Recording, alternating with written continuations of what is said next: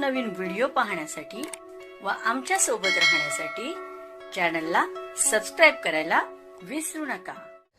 तर बघा काय बातमी आहे। सरकारी अधिकारी कर्मचाऱ्यांच्या बदल्यांना 31 मार्च 2027 पर्यंत स्थगिती देण्यात आलेली आहे। केंद्रीय गृह सचिव गोविंद मोहन यांनी याबाबत निर्देश दिले। देशातील सर्व राज्य आणि केंद्रशासित प्रदेशांच्या मुख्य सचिवांना या संदर्भात पत्र पाठवण्यात आलेले आहे। या पत्रात म्हटले की देशात आगामी जनगणनेची तयारी युद्ध पातळीवर सुरू आहे। विशेष म्हणजे जनगणना पूर्णपणे डिजिटल स्वरूपात होणार आहे। नागरिकांना स्वयंगणनेची सुविधा उपलब्ध असणार आहे। ही प्रक्रिया 2 टप्प्यात होणार आहे। पहिला टप्पा घर नोंदणी आणि घराची गणना असा असेल। एप्रिल ते सप्टेंबर 2026 या कालावधीत राज्य सरकारने निश्चित केलेल्या 30 दिवसाच्या कालावधीत हा टप्पा पूर्ण केला जाणार आहे। तर दुसरा टप्पा प्रत्यक्ष लोकसंख्येची गणना आहे। दुसरा टप्पा फेब्रुवारी 2027 मध्ये राबवला जाईल।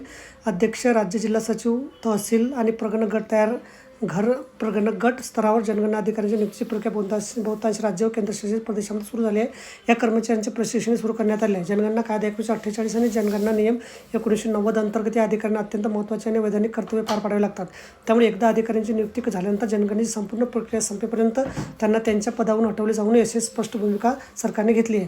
जनगणनेच्या राष्ट्रीय कार्यात कोणते प्रशासकीय व्यत्यय येऊ नये यासाठी राज्यांच्या मुख्य सचिवांनी आपल्या स्तरावर याबाबतचे तातडीने आदेश काढावेत। जनगणना 2027 साठी नियुक्त केलेल्या कोणत्याही कर्मचाऱ्यांना जनगणना पूर्ण होईपर्यंत म्हणजे 31 मार्च 2027 पर्यंत बदली केली जाणार नाही याची काटेकोरपणे अंमलबजावणी करावी असं त्यांनी म्हटलं आहे। तर बघा अशा प्रकारे अत्यंत महत्त्वाची माहिती आपल्याला समजली असेल। व्हिडिओ सुद्धा आवडल्यास लाईक करा आणि शेअर करायला विसरू नका।